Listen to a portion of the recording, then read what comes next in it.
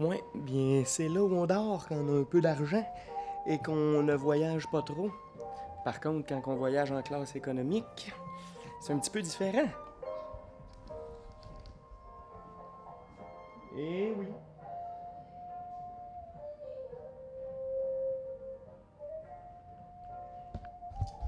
Mais bon, c'est quand même pas si pire.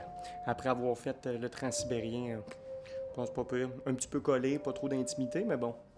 Fait que oui, mes derniers moments en Russie. Le bateau est toujours pas parti.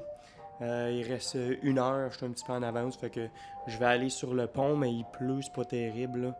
Mais savourer mes dernières heures en Russie avant d'arriver en Corée du Sud pour un 10 heures d'arrêt, 10-12 heures, et ensuite le Japon. Hmm. C'est arrivé un peu trop vite, mais bon, que voulez-vous? Je m'en vais vous montrer mon lit.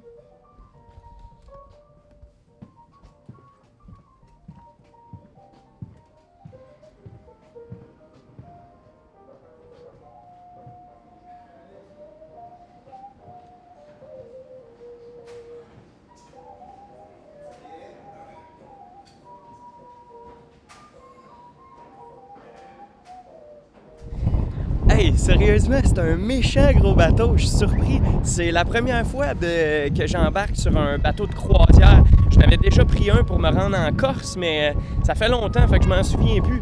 Je me sens un peu comme sur le Titanic. Sauf là, il n'y a encore personne. Fait que je vais faire le tour, puis je vais essayer de trouver ma rose que je vais pouvoir peindre ou dessiner nue. Fait qu'espérons juste que ça finira pas de la même façon. Mais aucun iceberg en vue. Je suis presque le roi du monde! Bon, là, je divague un peu, là. Pourtant, j'ai pas pris de vodka encore aujourd'hui. Fait que je me retourne en dedans, il pleut un peu, puis c'est pas super agréable.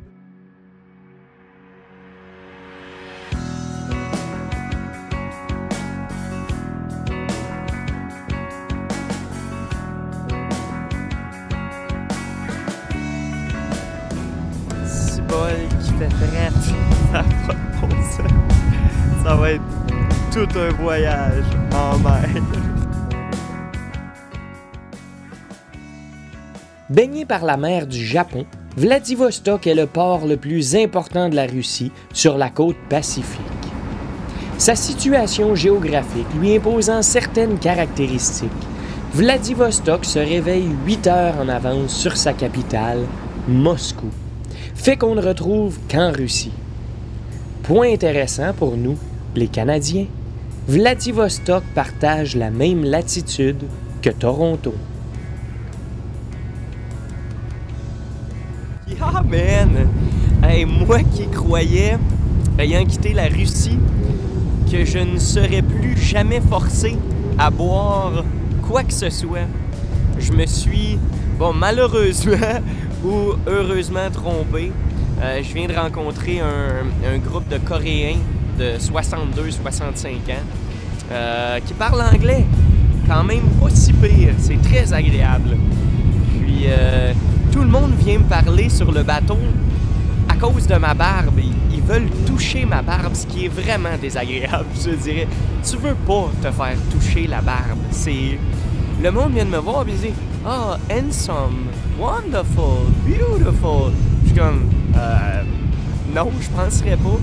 Mais en tout cas, j'avais oublié à quel point on pouvait se sentir libre quand partout autour de nous, on voit que de l'eau à perte de vue.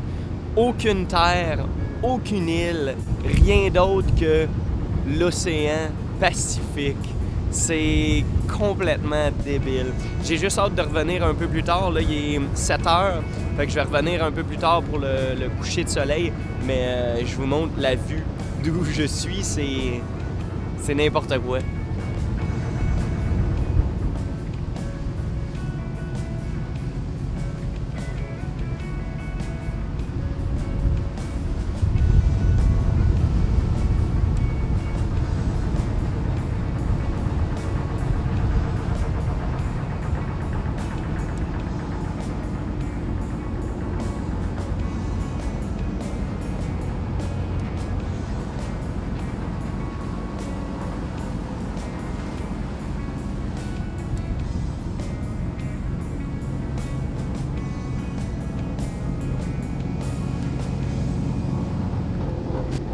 C'est juste de l'eau et de l'eau.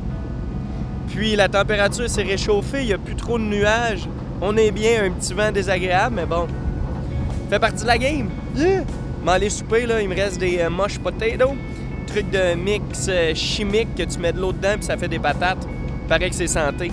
Allons en prendre 2-3. Yeah!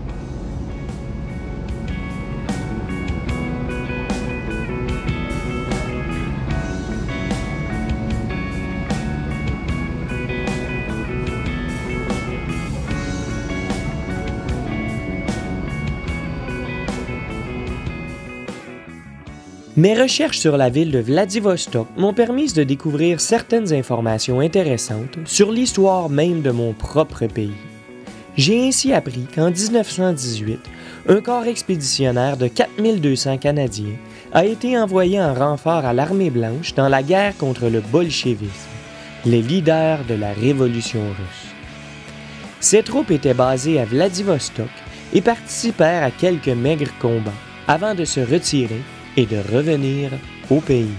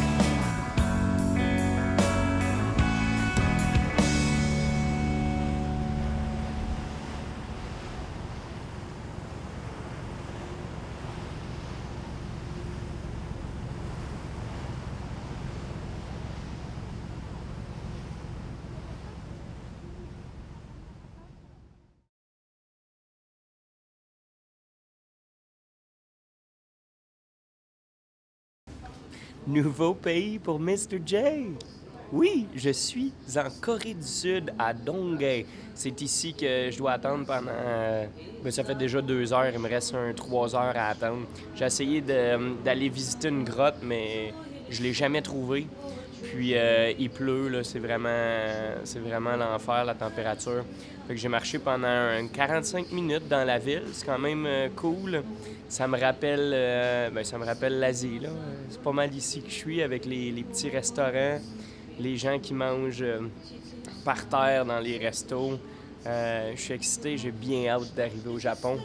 Et je vais finalement me raser parce que la douanière en Russie a dû me regarder pendant à peu près 35 secondes avec la photo de mon passeport parce qu'elle pensait que c'était pas moi. Puis ici, c'était vraiment ridicule. J'étais dans l'attente pour passer les douanes de la Corée. Ils prennent une photo et tes empreintes digitales, mais la photo, le scan de ma face, ne fonctionnait pas. Ils reconnaissaient pas une figure à cause de la barbe. Fait que là, en tout cas, j'étais pas pour me raser. Fait que finalement, ils ont pas pris de photo. Fait que là, il me reste encore du temps à attendre et je retourne à l'intérieur du bateau pour passer la nuit. Puis je vais arriver demain matin au Japon. Boom! Yeah! Je me suis trouvé un lunch de l'enfer à déguster. Ici en Corée, je mange des algues.